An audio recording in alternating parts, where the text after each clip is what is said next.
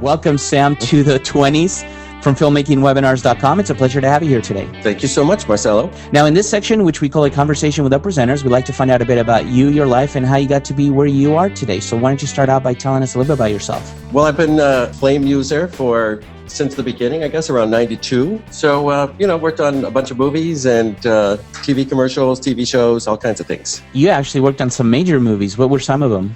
Well, I guess Avatar would be about as that little one. as we get. Yeah, a little one. And but also, I think Benjamin Button was also an Oscar winner for visual effects around that time, and but yeah, a whole bunch of movies. Yeah, that was an excellent movie, by the way. Oh, so I'd like to ask this from all our presenters: is how do you stay competitive in this market? I mean, it's technology is so accessible to everybody now, right? That the technology is not a barrier anymore. Even the cost is not a barrier to certain pieces of software now. So, how do you remain yourself competitive? I mean, I think that this is a business really of momentum, that you get your name out there, you do the work, and you get to know people, and you get a good reputation for delivering on time and a quality product, and the phone tends to ring. So really, networking is a big thing, and by the way, a lot of presenters say that all the time. That really it all comes down to networking. Exactly. It's not what you know; it's who you know. Yeah. In fact, I think the presenter in the last webinar said exactly that. So, switching subjects a little bit, how do you stay creative? Because that's an important part of being competitive. I think you look for inspiration in your life. You look for things that excite you. You go to the movies, you watch TV, and you see great work out there, and it sort of inspires you to go try to do better than you did on the previous one. And I think that's, I would say if you're competing with other people, you're always maybe fighting, a certain kind of battle. But if you try to just compete with yourself, you try to do better than you did on the last time, I think that's a better goal. And you'll get where you want to go if you do that. So to keep improving yourself, that's really important. Just do better than you did last time, and I think that and everything else will take care of itself. Yeah, that makes a lot of sense. Now, you worked on a lot of feature films, as we just spoke about. What is it like working on big budget feature films like an Avatar? I mean, and you can talk about technology or talk about the politics, whatever comes to mind. Well, these large scale projects really require our team efforts. When you look at those visual effects credits and you see the sometimes hundreds of names at the end, I mean, I think the key thing is learning to work with others and contribute your part, but also sometimes stand back and let other people do what they need to do. You don't want to be overly proactive, I think, especially as a compositor, and jump in and do too much sometimes early on until you see like what shape that his CG is taking on and what you really need to do, but what might be better accomplished by somebody else in the pipeline. Being a team player, right? I mean, obviously. Yeah, absolutely. Yeah. You definitely learn about working with others on these big projects. Well, and I think you touched upon an important part, which is knowing when to be proactive and knowing when to be totally passive and just do what you need to do, and that's it, right? Right. I mean, very often you have a visual effects supervisor who's looking at a composite that you might have jumped in too early and done a bunch of color correction that might have actually been better accomplished had the lighter actually done it. So I think standing back and knowing when it's your turn, right, and letting other people do what they need to do when it's their turn. I mean, that's really what I learned on these big projects. Knowing how you fit in that big puzzle, right, in that big picture. Yeah, definitely. Right. Yeah. So what's more important, technical ability or artistic integrity? From your point of view, when to remain competitive, to remain creative, to get a job in this industry? You absolutely need to know what you're doing. And so technical ability is a pretty darn important aspect of this work. I mean, it's complicated stuff, and knowing what you're doing is everything. But also, I think being honest, and when you don't know, you should ask, because a lot of people kind of jump in and run off in the wrong direction on something, and that work then needs to be redone. And so being honest about what you do and don't know with others is, I think, also being secure enough to say, hey, I don't know that, and can you show me, because you don't want to spend a lot of time doing something wrong. So what is the job market like for 2D to 3D artists out there? Is it a big job market? Or? Yeah, it seems to be really booming and doesn't show any signs of weakening. It seems like the audiences want to see good 3D movies, so we need to keep upping our game. And I think especially, getting back to knowing your skills, I think that really qualified candidates aren't having any trouble staying busy. Right, definitely. Well, I've got a million more questions for you, but unfortunately we are totally out of time for our pre-show interview. I know you have to get ready for our webinar, which is coming up next, so thank you.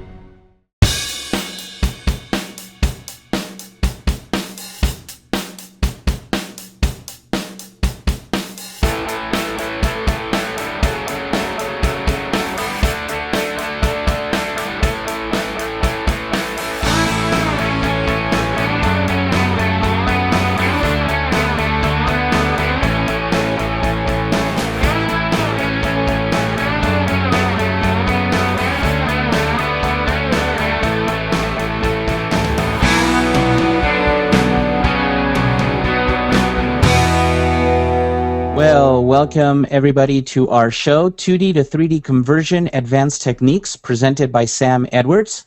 I'm your host, Marcelo Lewin, and the goal of our webinar today is to show you real-world stereoscopic conversion tips and tricks using Autodesk Flare. For those of you that are new to our webinars, they last approximately 90 minutes. We take the first 10 minutes to thank our sponsors, go through some logistics, and introduce our presenter. Then 60 minutes is reserved for the main presentation, finally ending with around 15 to 20 minutes for Q&A. During the webinar, please feel free to post questions. You have a question box right in front of you. They will be moderated and answered during Q&A. After the webinar, please make sure you fill out our survey. It helps us in knowing how we are doing. You will also receive an email about the on-demand webinar tomorrow. And finally, feel free to provide any feedback to us, good or bad. Just email feedback@filmmakingwebinars.com. Please do not record this webinar. It is being recorded on our end and will be offered later on as an on-demand webinar with lots of bonus material. Your presenter today is Sam Edwards. Sam is a veteran of 7 stereoscopic films, including Journey, 3D, Avatar, and Alice 3D. He has worked in over 40 feature films and VFX with such clients as ILM, Digital Domain, Asylum, Blue Sky Studios, Prologue Films, Warner Brothers, plus many others. Sam also has freelance with Hydraulics, Fox, Method Studios, and Meteor, and has a BS in cinematography and photography from Southern Illinois University. He loves to hear from you. Just email him at samedwards@mac.com. I'm your host, Marcelo Lewin. I'm also the founder of filmmakingwebinars.com. Prior to this company, I created 2 other companies, including Pixelheads Network in 2008 and My Internet Desktop in 2000. I also work for other companies, including Walt Disney Imagineering, Toyota, NBC.com, plus others, creating and managing large-scale digital media projects. I'm a blogger, podcaster, video editor, developer, and one of the founders of the Southland mobile app creators group, which you can check out at southlandmac.com. Love to hear from you. Please feel free to email me, marcelo@filmmakingwebinars.com. For those of you that are new to filmmakingwebinars.com, we teach the art, science, and business of filmmaking. Filmmakers are our only focus, and our topics are for professionals working in film, video, and the web. Our presenters are working industry professionals that have a passion for filmmaking and love to share that passion with you. Our offerings include free live webinars, on-demand webinars, 5-step tutorials, and filmmaking tools designed for and by digital filmmakers. We also have a very popular blog written by our presenters and the Digital Filmmakers podcast, which is also available on iTunes. You can check it all out at filmmakingwebinars.com. Now it's time for a poll. We would like to know which compositing app are you currently using. So I'm going to go ahead and launch the poll now. And go ahead and select the app that you use the most. Now, many of you may be on multiple apps, and that's fine, but select the one that you use the most on a daily basis. Okay, let's close the poll, and let's share the results. And it looks like the majority of you are in After Effects. Very cool. So you're going to learn some really, really cool tips and techniques today. So let's continue on with our presentation here. Make sure you follow Filmmaking Dude and tweet that you are checking out the 2D to 3D stereo conversion techniques webinar. Don't forget to use the hashtag #PoundFilmmakingWebinars. That's how we'll know who's tweeted. At the end of the day today, 2 random followers will be picked, and each one will win 1 on-demand webinar from us. So good luck. Also remember to like us on Facebook. You'll get lots of information about our webinars, podcasts, blog articles, plus much more. Just go to facebook.com/filmmakingwebinars. Finally, before we start our feature presentation, I'd like to thank our sponsors, since it is thanks to them that we are able to offer these live webinars for free. So today, thank you to Autodesk, makers of Flame, Flare, and Maya, the applications to tackle tough 3D visual effects and finishing jobs. You can find out more about them at autodesk.com.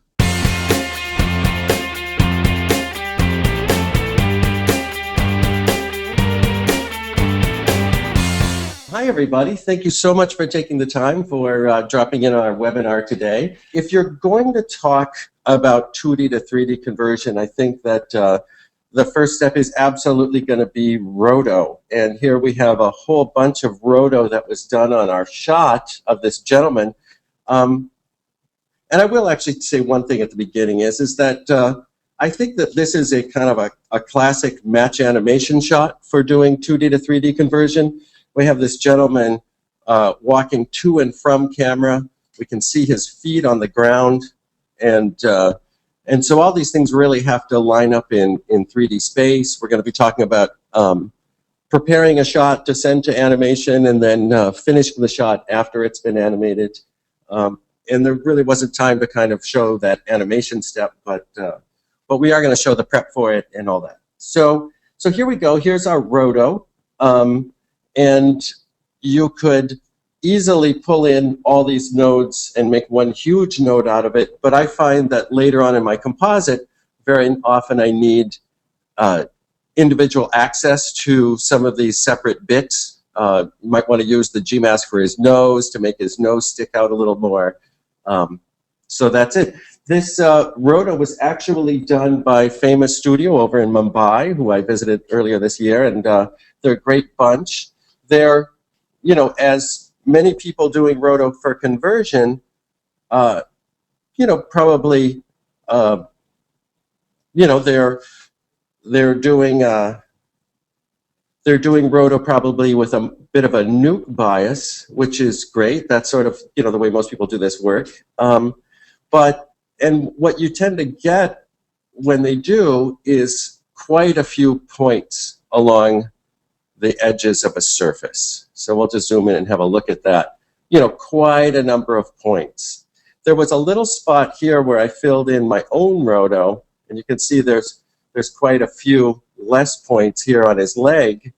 And I want to use this to show, some kind of advanced features that we have. First of all, Flare will render your roto with motion blur, so we could turn that on. And sometimes really only about 3 samples is all it takes to give it some good, soft edges where things are moving quickly. There's also a really neat feature here in Flare for taking this roto from another application. You can also take roto, I believe, from Mocha, and that also works great within Flare, and you still get these editable splines. I just wanted to show you turning on softness gives you a lot of nice controls here. But what's really neat is there's also this pickers control where you can get colors from both. Here we go. Hang on a second. Front. Colors from both inside and outside of the shape. Give me a second. And let me turn off motion blur. See if that helps. There we go. And take these shapes. And we'll just do it right over here. Turn on these pickers. And you can see that it'll do like a difference of the colors on either edge. So even where the center line in my terrible roto wasn't exactly on the line, here we can get the color difference between the inside and the outside.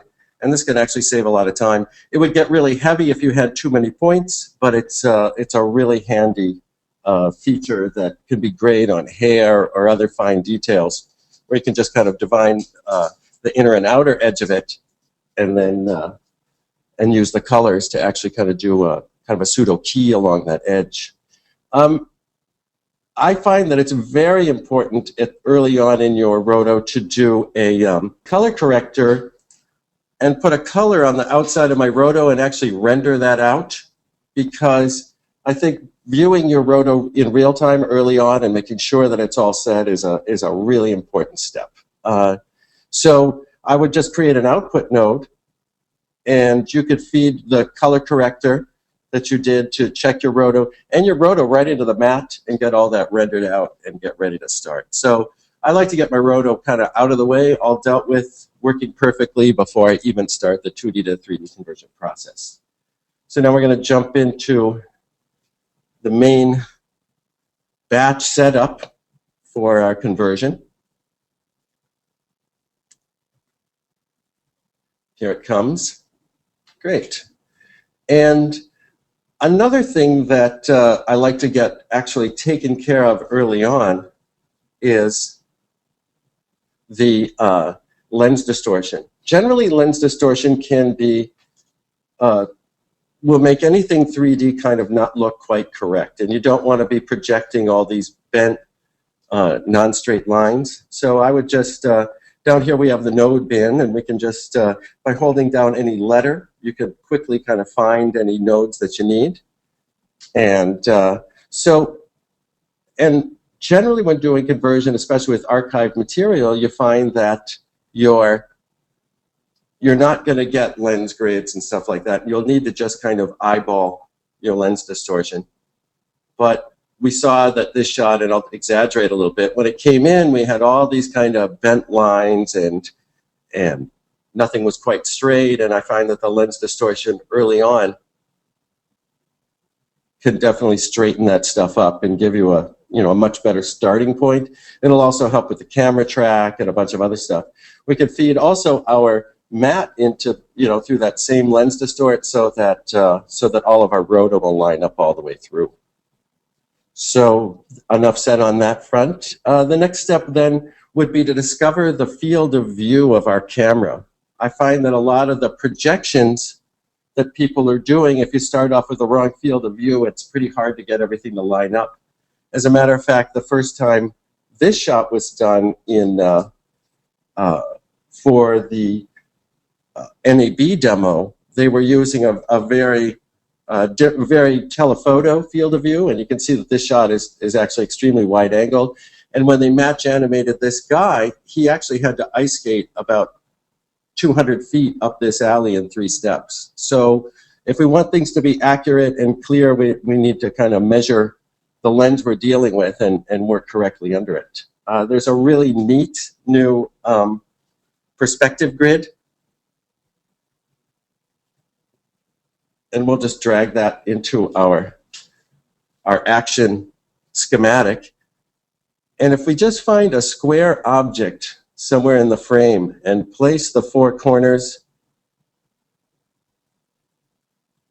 in there, this is basically, we're talking about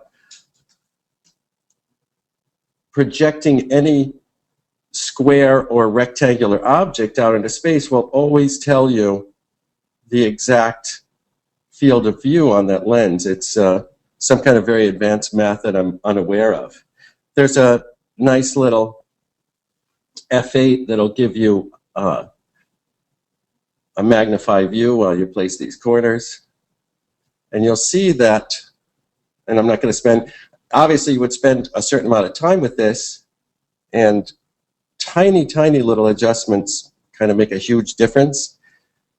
We can actually go into a 2-up view here and look at it from the top on one side while we adjust the perspective grid here. And what you can see that it's doing is as we adjust this grid, I'm going to zoom in even closer. As we adjust the grid, it actually adjusts the field of view of the camera. So, and this is, it's amazing how much just even the smallest little adjustment, F8 again to get those magnifiers, even the smallest adjustment has a rather large effect on the field of view. So let's see how that's looking over here. And what we're looking for here is, kind of extreme parallelism to every little brick, every little line, all of the, all the features in our shot, everything that's parallel. And the shot is sort of compounded because you can see that the alley sort of runs uphill, so that we don't have exactly straight lines, but I thought that thing was fairly square, and it looks like this corner might be slightly off. Sometimes this is easier to do with a mouse than a pen, but even that slight adjustment has a large effect on the field of view. So, and this field of view number becomes really, really important for our camera track, as you'll see in a moment. So that's a perspective grid but it's a great way to get started. I think especially people that don't have a lot of experience with cameras can get a very good idea of what a field of view of shot is. And very often that information isn't available to us when we're doing 2D to 3D conversion.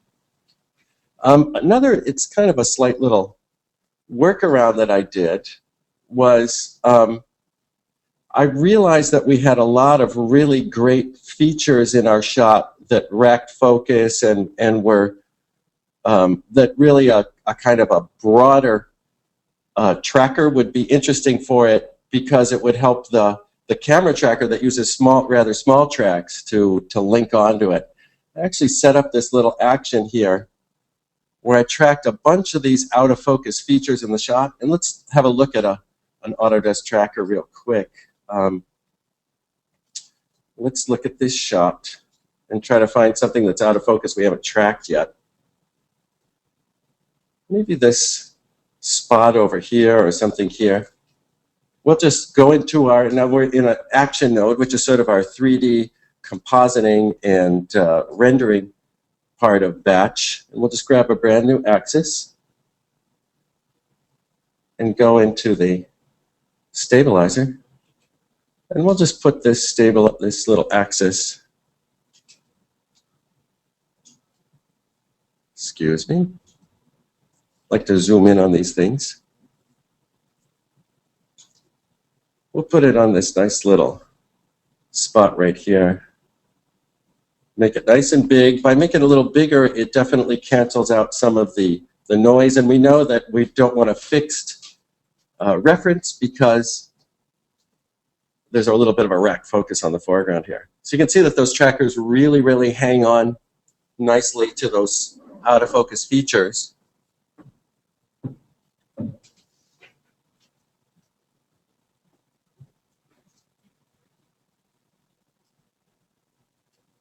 And that works great. It winds right through. And then all I did was connect all of these tracked axes to one little piece of 3D text. I actually just put a period there, and that gave us these nice sharp little points here to feed into the camera tracker. Great. So, and then it's time to start tracking the camera. And by doing a camera track, you really do kind of measure the distances and the space of the shot. So it's kind of a great, it's a very important step early on in the in your 3D conversion, and getting it right sort of will define the quality of your entire 3D conversion. So it's something we really want to do carefully. We're going to start basically, our analyzers are based on layers, which is great for all kinds of projection and you can have a bunch of analyzers open in a shot now. And when we pull an analyzer into our action, it actually creates an FBX camera that will be tracked. And it's always associated with an image in the shot. So let's just double click on that analyzer. It brings us down to the analyzer tab. And we want it to have 3D motion. We kind of can see that the camera moves. And of course, you don't see my dragging as real time as I do, but you can see that the camera actually does move around in 3D space. It looks like it's handheld. We don't need any lens correction, of course, because we've already done that. We're feeding in our flattened image to begin with. And we're going to want about 250 track points. So now this is kind of the tricky part. We're going to use a manual focal length, and we're going to say that this is 35 millimeter full app film.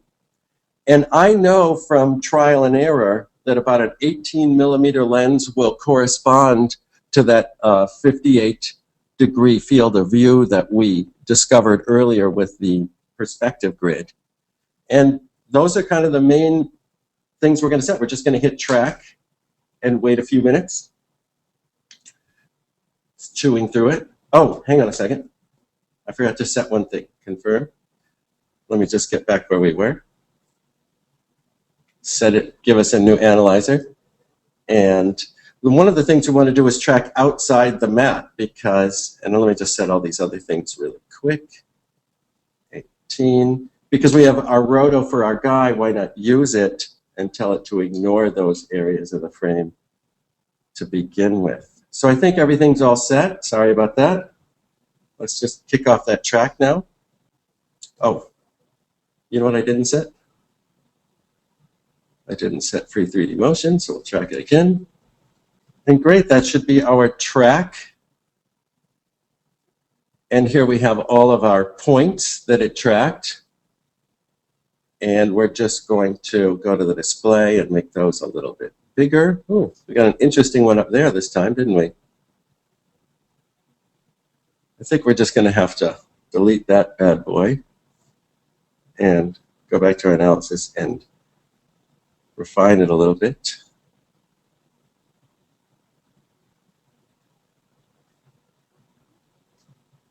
Maybe even recalibrate. Great. All right, and now we're starting to see a track that's looking kind of promising. By making these points rather large, one of the things we can check is that our foreground points are actually looking bigger than our background points. I noticed that there's a big one back here. It looks like a tracker jumped on this man for whom we don't have roto. Yeah, look at that. So I might just get rid of those. And we can kind of refine and calibrate a few times as needed. But generally what we're going to want to see already at this stage is some good perspective in the shot. We're just letting it think about that for a second. Great. And yeah, so now you can see that its perspective is actually improving quite a bit, that the large ones are in the foreground, the smaller ones are in their background, and that's doing pretty well. A really good step also is sometimes just to select all of these points and create axes from them, and that'll give us, you know, kind of a better view of how well these trackers are and whether the perspective seems to really truly match our scene. So that's great. So that's the camera track, and that's, you know, honestly the foundation on which, you know, everything's going to be operating. So we really want to do that part carefully. And honestly, this next step as well is kind of critical. Here's an earlier stab at that camera track that I'm going to use. Next step, honestly, is to take one of our, I'm just going to hit the S because I never can find those things in the list. The S key will put us in select mode. I'm going to select a axis at a known location. And now what we want to do is really discover the ground plane, because we're going to build this shot from the ground up, literally. And if the ground's in the right place, we can actually find the depth and the perspective of the whole rest of the shot. So we selected an axis. It's number 78 down here out of this whole group. Here we are in our action schematic, and we're seeing all that stuff, seeing all those axes that we created. And we go into our media list, and I already loaded up a nice grid here, and we're just going to parent that, and that's a shift key. I'm going to show you that again. Hold down the shift and just kind of bump heads with it, and that'll parent that grid below that axis. And there it is. We can grab this axis now associated with that grid and rotate it back in space. And I like to go just straight 90 degrees. It's a good idea also to look at it from the side and see if that's lining up with the other track points that are on the ground. It seems to be working pretty well. And at this point, I like to really get everything kind of lined up. Well, I guess we can go the long way with this grid. Try to get it really lined up with the perspective of the shot. And we can actually, and I'm never shy about adding additional axes to keep the transform order, you know, kind of exactly the way I like it. So we can then use this axis to slide it back in space so we can kind of use that whole grid. And the idea here is that we should see this grid really tracking with every single point along that ground. We need to really discover the exact ground plane. And we also want to see, I'm going to go to my keyframe and blow it up, maybe slide it back in space a little more. So this is really kind of a critical moment in your conversion process. If you don't really discover exactly where the ground is, then the rest of it sort of is only as accurate as this step. Looks like we're waiting for a little autosave here. Great. Now, also at this point, it's really important to crank up your samples quite a bit. Even turn on sometimes just 3 little samples of motion blur, because you want to really get in and as sub-pixel as possible, hitting the preview key here. See as finely detailed view as possible. Really being off even by a few pixels here is not good.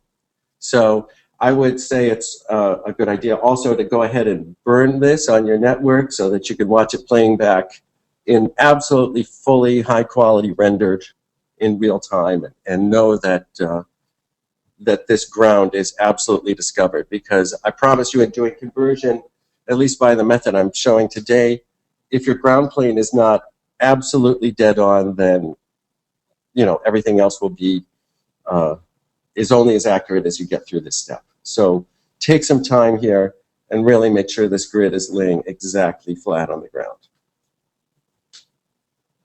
And then we're going to, and once we've sort of discovered that ground, and possibly extended it on out beyond where it's needed, we're going to start using this as a surface on which we're going to project. So here's our grid. We're actually going to add a texture, a diffuse map, to that ground. And it comes in with kind of a standard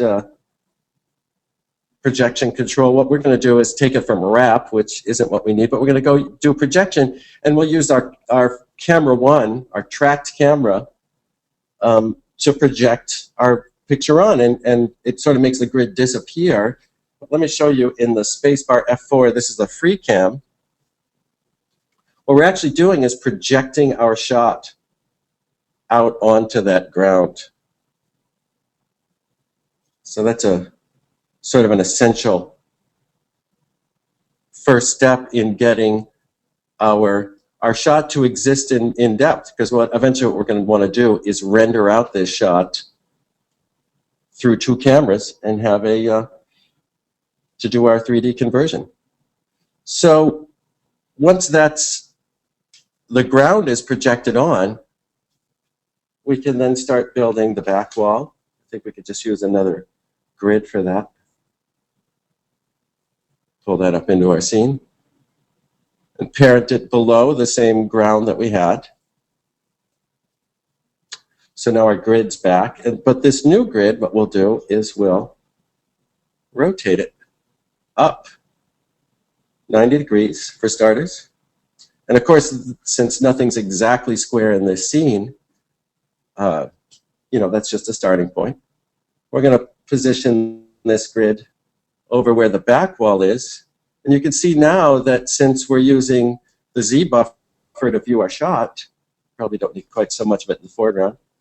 And I find that this wall is actually tilted a little bit back. And notice that our spacebar F4 view, which is our free camera, we should be able to rotate it around and find the spot. Since we know that our ground's right, we spent all the time in the world lining that ground up, we can now set this wall right where the wall joins the ground. I hope that makes sense to you. And really what you really want to see is parallelism here between the features in the scene, because we're trying to really come up with a field of view that matches the original photography. And the more this grid feels like it's really in the same perspective as that scene, and also in the projection exactly at the location of that wall under our tracked camera, we're going to have something that works out pretty well. So there's our wall now, and we can take that and just use our same diffuse map texturing by parenting it below. And now, when we orbit around, and orbiting around a scene is like the best way to see if you're building something that's accurate in 3D space. So, and the theory about that is that, and I'm going to zoom out and try to find our camera. Here it is. The theory of that is that our eventually our 3D cameras are going to be only about that far apart. I hope you can see me wiggling that back and forth. So as you see this scene, if it looks correct from a much wider perspective, it's absolutely going to look correct in that little narrow area of the scale of our scene.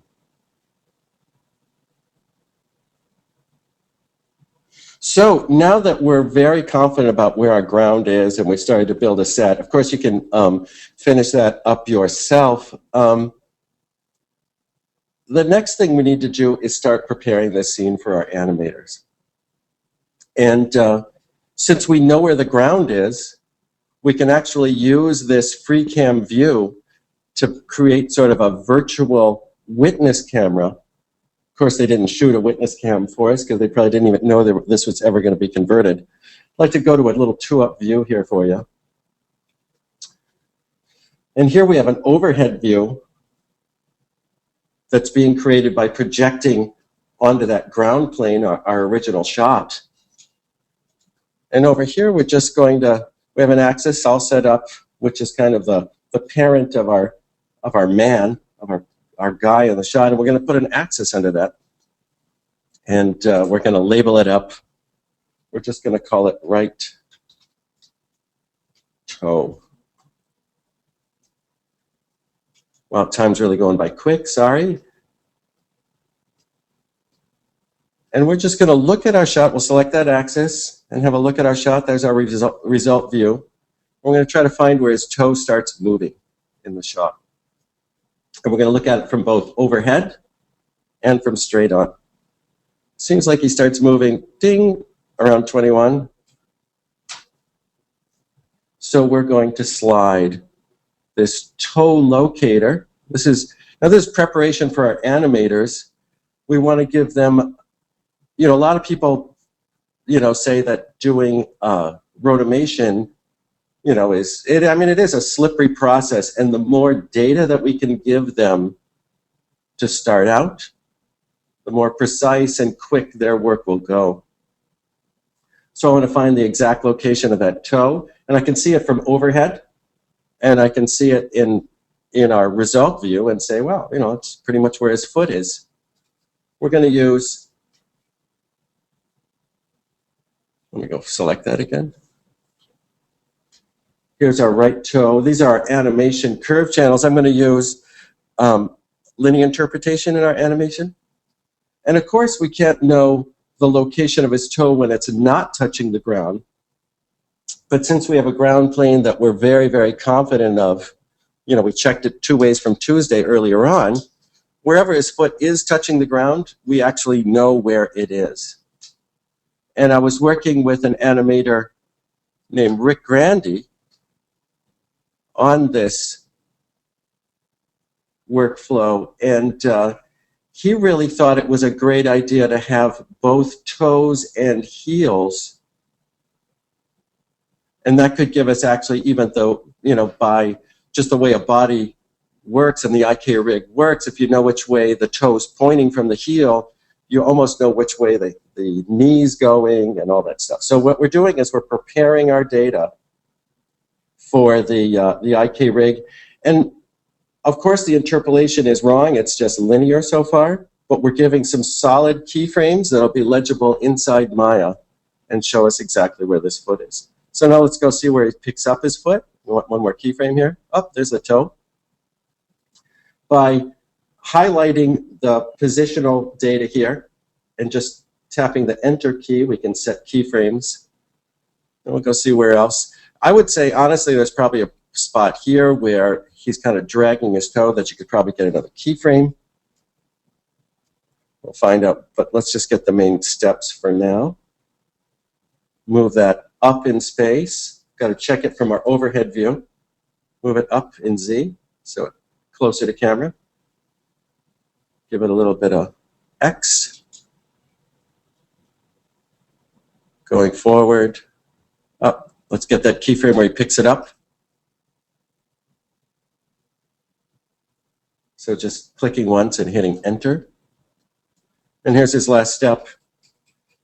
Now watch this, he puts his heel down and the actor like wobbles his toe back and forth. So the animators will have all kinds of fun with that. But since it's not sitting on the ground, that's not data that we can supply that we know to be 100% accurate, and we're really only trying to give them the keyframes that we can see. Can you see in our dual view here from the overhead and from the and from our perspective view how we can find the exact spot over which his toe is located? So that's great, and he doesn't move that toe anymore in space, so we're dynamite. And we know that the animators are going to have to work out these positions in between. We're just trying to give them starting points and actual known locations where his foot corresponds to the ground. So there's also a second type of data that I like to supply to the animators when we're doing these shots. We're just going to leave the two up view now. Go back to one. Look at the result. We saw that the 2D trackers can really hang on to a variety of features. So what we're going to do real quick now is add another axis. I'm going to get a little bit more data to supply to these animators. Here's an axis. We'll just go into the stabilizer. And we're going to track the center of his chest. And he happens to have a really nice belt buckle right there on his chest. Might make the tracker a little bit, oops, undo bigger.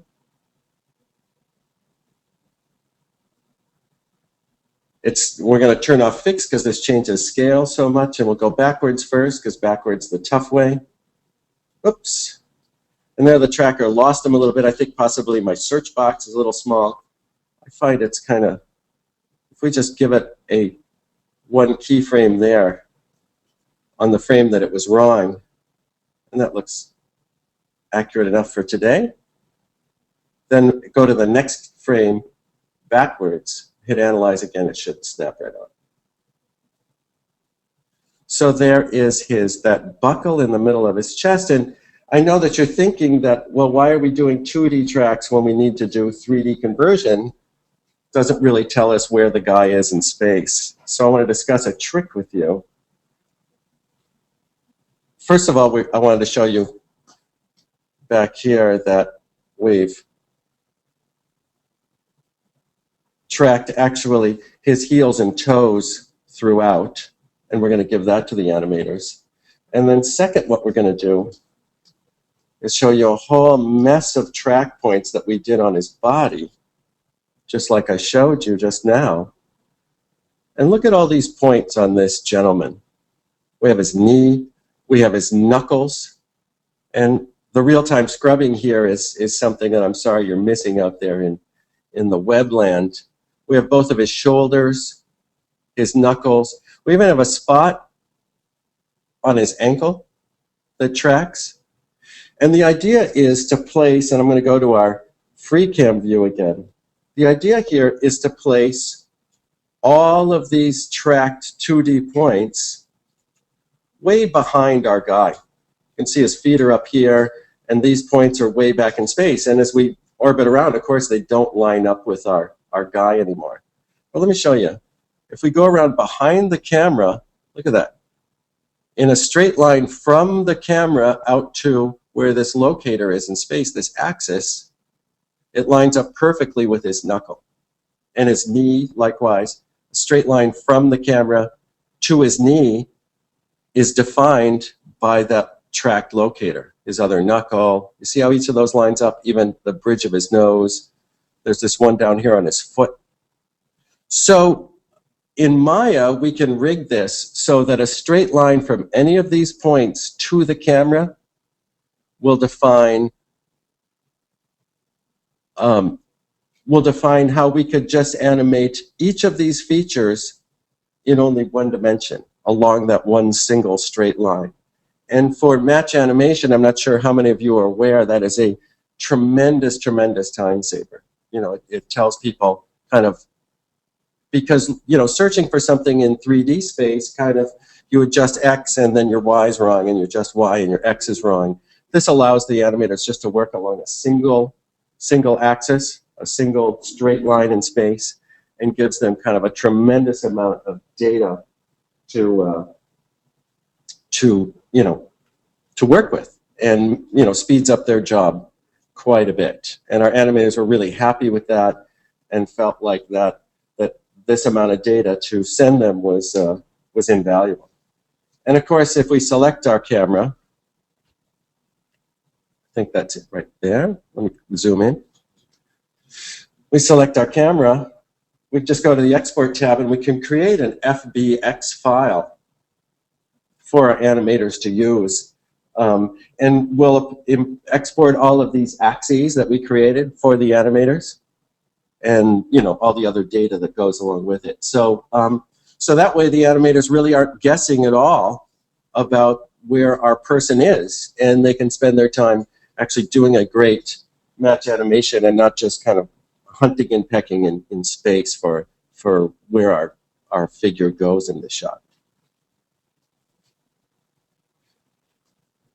So the next step is the occlusions on this background plate. Like, so far we've been looking at this thing, and when we go to our FreeCam view, we see it especially.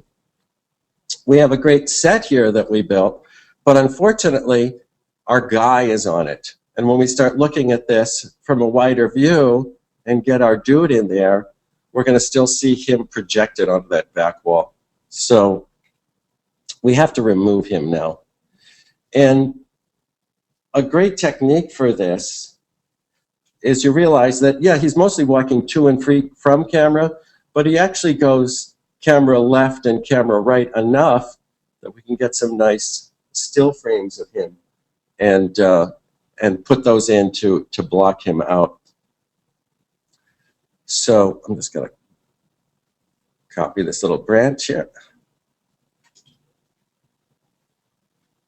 So here I took frame 15, which is an early shot, and hit the lock button on it, which gives us a still frame.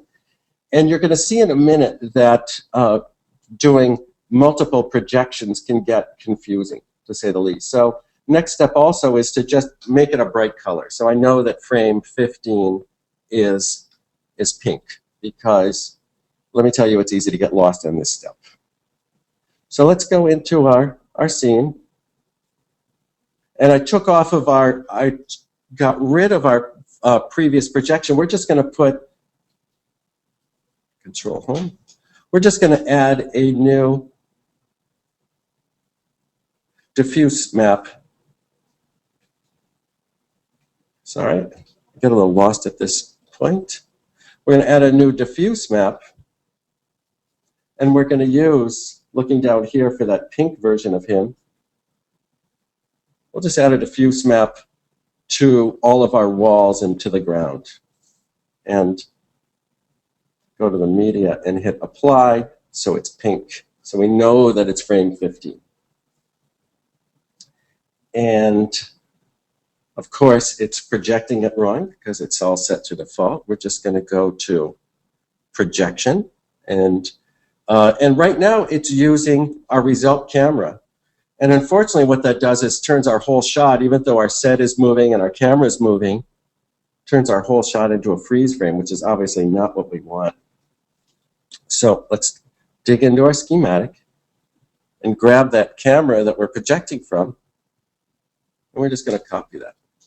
And I like to set it right here and put our copy right here next to our diffuse map, so I remember which one relates to what. And we're locked on frame 15, and we know that that's our freeze frame shot, the freeze frame of our shot that we're projecting in. And here's a camera. We're just going to go into our animation menu and hit the keep button.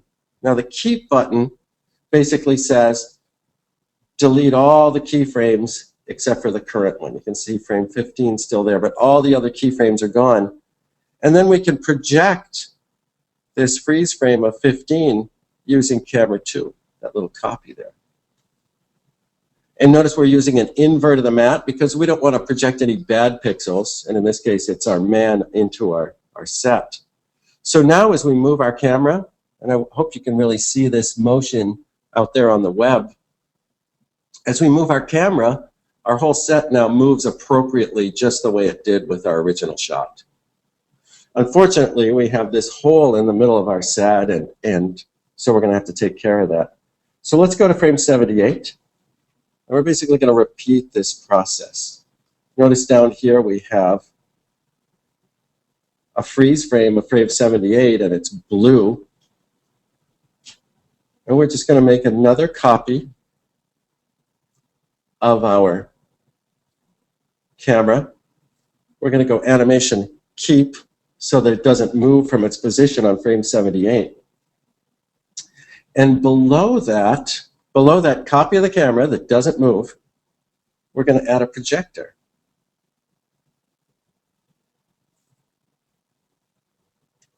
And of course, we want the projector to be exactly at the same location, so we're going to and the rotation, so it matches that camera precisely. We also want to take our field of view from our camera and use that for projection, 58.39. Type that number into the field of view of this projector. And now we actually have two projections into our scene, and our man doesn't overlap at all. So we have a completely clean version of our alley, and we can tell which is which. We can see pink and we can see blue, and we know that, you know, what's doing what and which part of it is. Now, unfortunately, we sure don't want to use a freeze frame for our entire shot. You know, we have these people that aren't moving, the traffic's not moving, our grain's not moving. I know there's some reflections up here. And also these projections, we notice the camera pans way over to the side at the end, and we have this big black hole over here in our projection. So let's just get out our original plate, and we happen to already have that loaded right here. And we have an invert of the mat, of our original mat. And we're going to create one more projector. We can just copy this one we already made. We're going to hang it under our moving camera because we're going to be using our moving plate now. So media apply. And let's look at the result. And good reason to color code. Notice that, you know, the color one, which is our original plate, the one that's just gray there, isn't in front of these other ones. So that's kind of going to be a problem. We need to correct that right away. And honestly, this is, you can see where projection gets confusing. So we need to really make sure. So we're just going to change the order of that projector. Ding, and put it in front. So now everywhere except for where the man was in our still frames, we're seeing, you know, the actual running footage. People are now walking, reflections are moving, our edges are filled in. So great, so we're only using those freeze frames where we needed to. Now, one thing I also noticed is that no matter how accurate your roto is, you're going to see little bits, little spots where the outer edges of our gentleman are still peeking out, and those kind of look not very good on our back walls. So we're going to just fatten up our keys a little bit here. And the quick way to do that, and what I find works really well and gives a good like kind of softening, let's just look out here. These are all of the layers feeding into this action. Oops, go back home. Hopefully home will take us back where we were. So these are all the layers. Here we are, feeding into our action. And layer 3 was where we have our live action plate coming in. So we're going to do a few little operations on this map. And this is probably a little old school for some of you, but something you might find useful.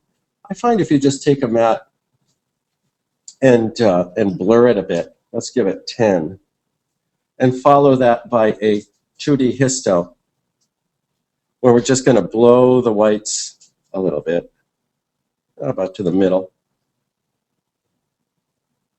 And I like to clamp this because it's a matte, and we don't want it to go above 1. And then we can just use a logic ops to screen our mattes together, again, to keep them below between 0 and 1. And by screening this fattened version back on top, we get all of our little detail back in. So basically, we've gone from there to there, made a nice big fat mat of this guy. And that way, you can see that our mat has a nice, soft and fattened out edge there. And it really takes care of his little tiny edges that are showing up in there. And we can also, I'm just going to grab a mux. Now, a mux is kind of a non-operator. Doesn't do anything except for gives you a little space, placeholder in your comp, a place to attach to. And we'll just disconnect our mat from that for the second and just copy this little branch. We could also apply this to our, don't forget to reconnect. We could apply this whole little operation to our frame 78 mat. And that gives us also, sort of hides that little, the little matte line that would be in there. And so we get kind of a whole working scene here where we don't have our guy by using a few projectors. But everything that we want to move is moving. You'll notice up here also, there's a bit of a rack focus on the shot, so some of our fills aren't blurry where our shot actually is. So we also want to take care of that. I think right. And again, we know which one's which because we still have our color coding on. And here we could just add a quick, holding down the B here to find the blur. And we'll just run our shot through it. And we can also run our map through it. I think it's nice to always have a front and a mat that match each other. And if we look, we're going to use a context now, context 2, and use our split bar. Here's context 2. And we're just going to compare the blur of our freeze frame to the blur of the background. Seems to start racking up right about the frame that we, right around here at 78, starts racking out. So we're going to set a keyframe. And of course, we're going to use defocus because we want this to look. So we're using a defocus blur. We want it to look kind of match a real lens blur that's in the shot. And we'll just scroll forward until we see kind of the maximum defocus in that background. You can see like that background's kind of way out of focus. I don't think it's more out of focus than this at 135, but we'll look. No, 135 looked like it was it. Let's see, about a 12 maybe would match. Of course, you pixel heads out there might want to add some grain or something at this point, but I'd rather maybe evaluate that later in my comp and see where it might be distracting and where it might not. But that sort of puts a nice blur on there. And of course, you should probably copy that blur and add it to our frame 15. That's our other freeze frame in there. Remember our old pink just wants to go blurry as well. And that starts giving us a pretty good match on the background. All the pipes, all those things matching up. And it's a good way to get rid of all those occlusion errors that accumulate in the shot. Now, probably on the ground, we may lose a few of his shadows and might want to put a few G-masks in to fix that. But by and large, this gives you a set that's nicely cleaned up. And of course, if we just turn off our color corrections, watch this minus key, we'll make that color correct inactive, bypassed. Look, you'll select this color correct. There's a little bypass button over here, but you can just hold down the minus and turn that node off. And spacebar F4, back to our free camera view. Let's get rid of now our split bar.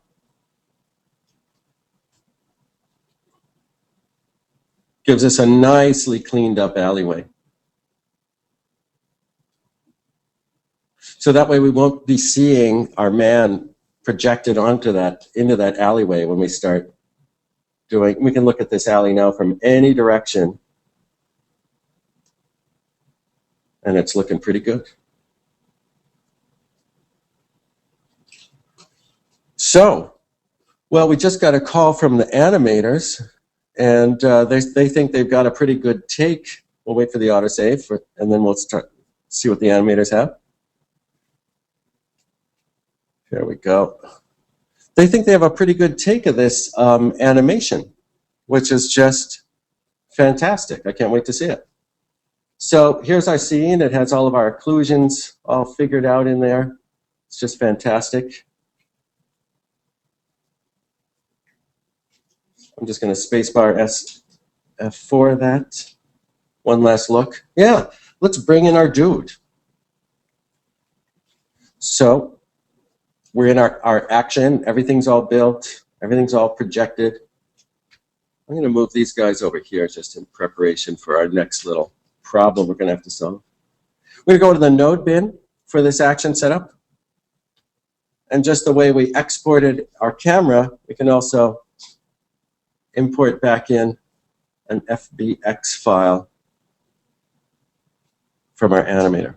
Let's have a look and see how that's looking right off the bat. Oh, guess what?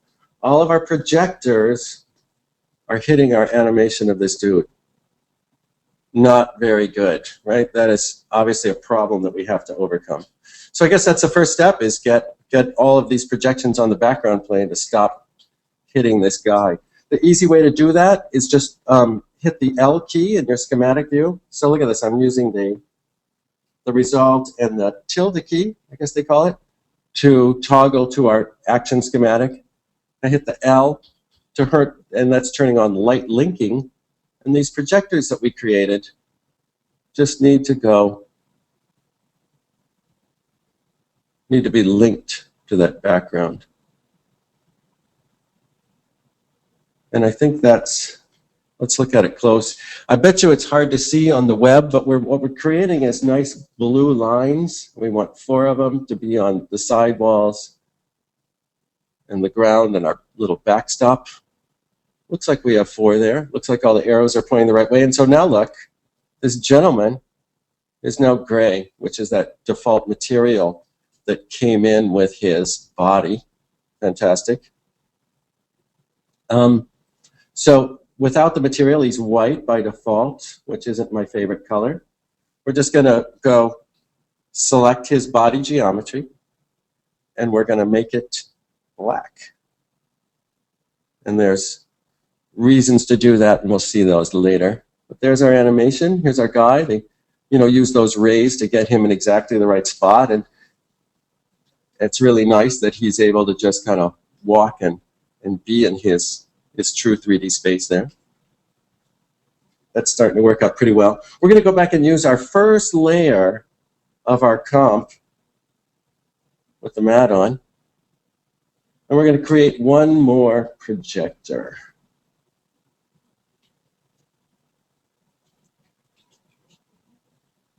We'll hang that under the camera because we want it to be coming from the camera. We're going to copy, make sure that it's exactly in the same location as space as that camera and has a matching field of view. And we're even going to link. We don't want this spilling off of our guy, so we're going to use our lighting links, the L key, to make sure that it shines, that projector shines only on his body geometry. Great. So yeah, I mean, pretty good, except for the guy has a black outline, right?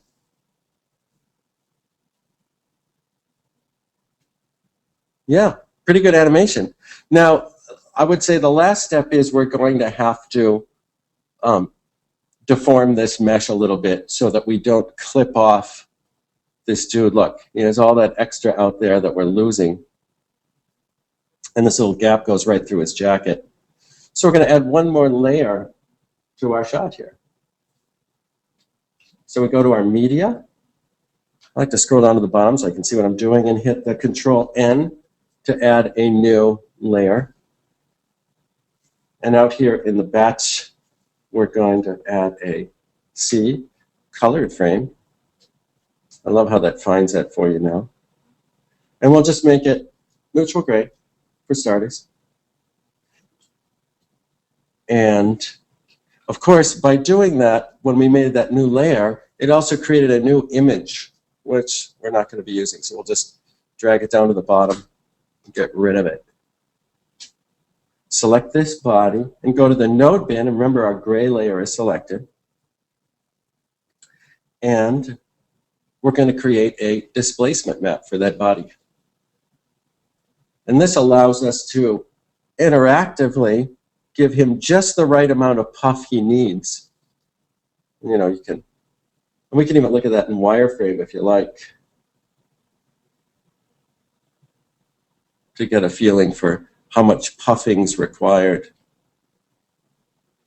And of course, you could get fancy. You could have a displacement map that you bring in from Maya or elsewhere.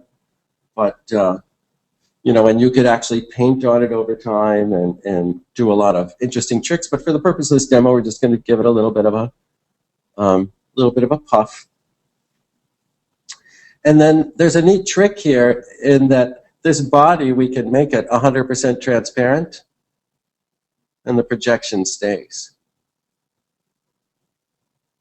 So yeah, that's awesome. So the projected doesn't go away. And let's just hit the old spacebar F4 again to go to our free cam. Now notice we have two images of the guy.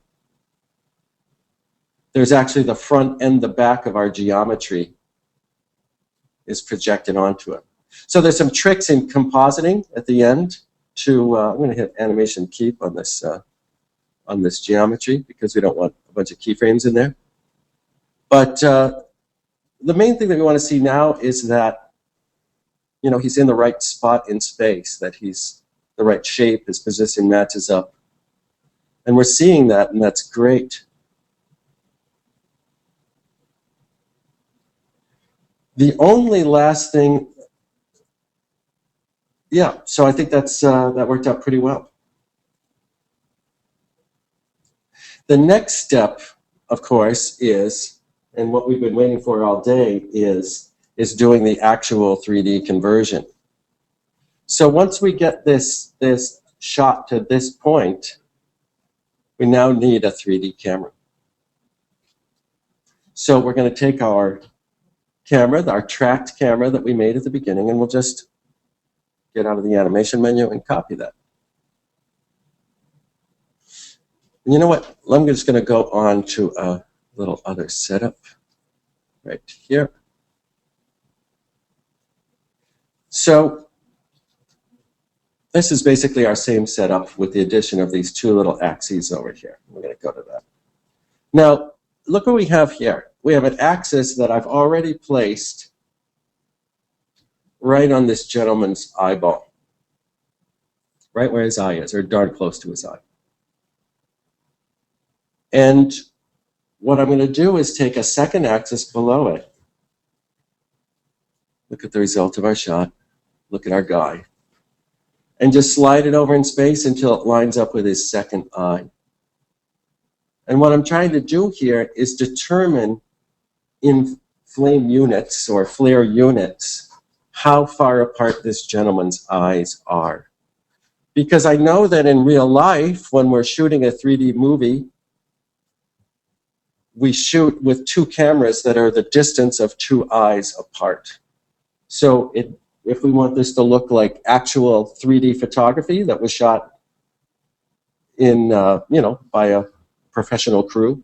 We want our two cameras to be that same distance apart, which we know to be 13 units. So we'll take our camera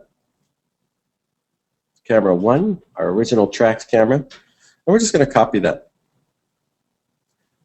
You can see there's so many connections to this camera that we really don't want to mess with it. We'll go to the first frame of our shot, because which camera is active is actually keyframeable. We're going to make this new camera active.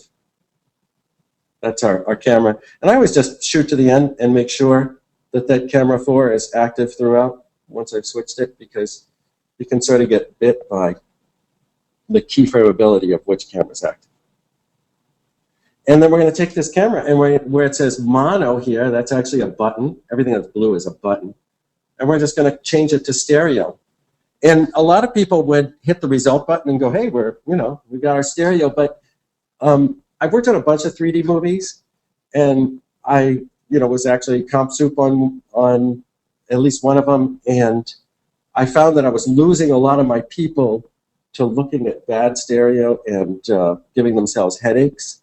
So we know that his eyeballs are 13 units apart, but notice our default stereo settings are 42.8. So honestly, let's just maybe not look at bad stereo and just set that to 13.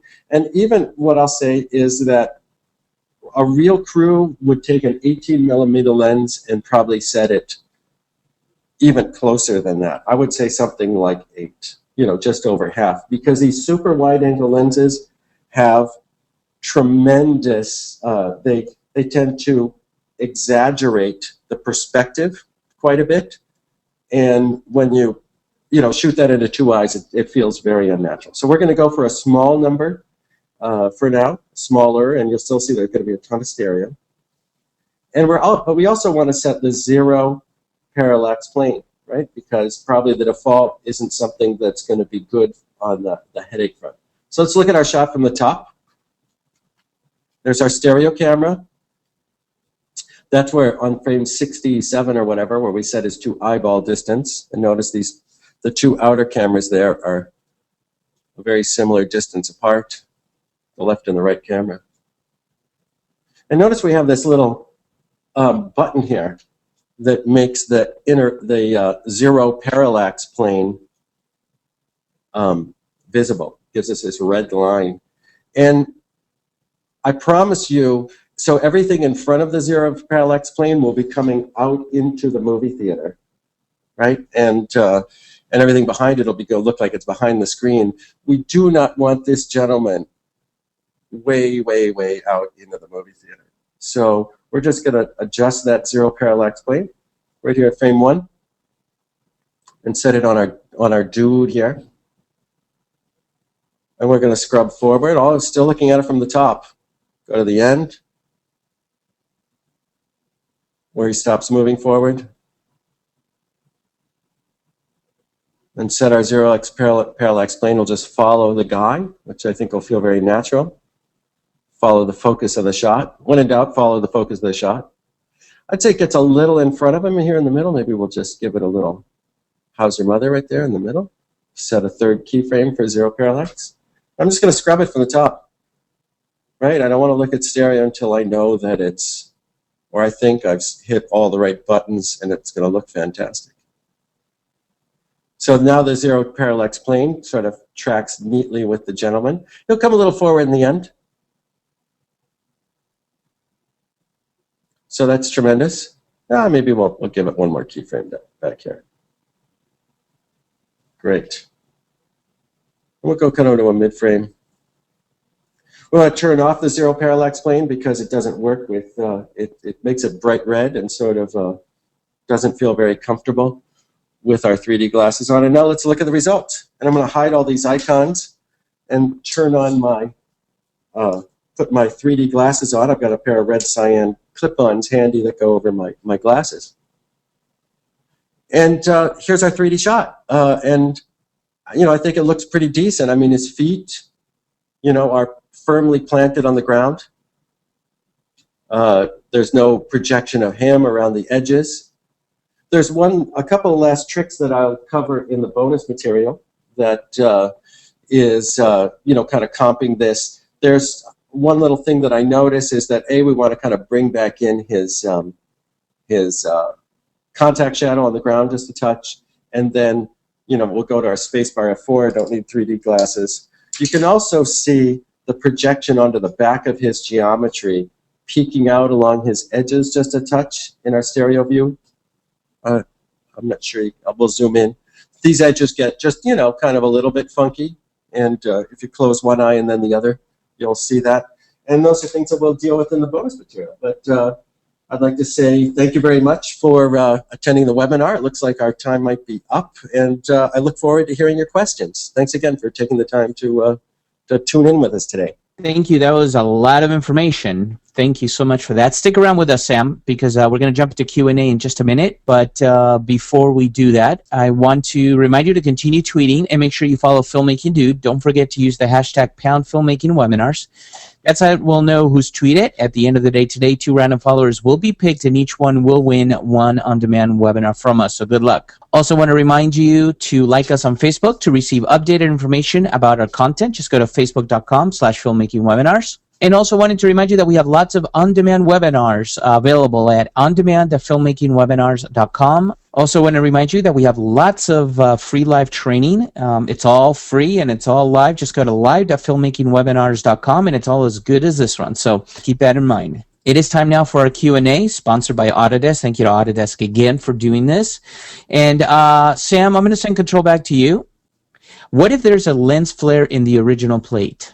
That would be something that the same way that we removed our gentleman from the background scene here. I think it's better to, if you can, remove the original lens flare and then put a fake one in.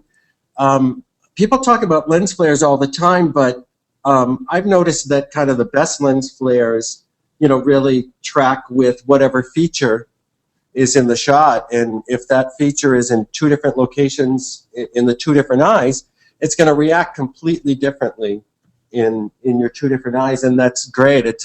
I don't find it distracting at all in movies that are shot in 3D to see a lens flare that's different in 2 eyes. I think they look cool.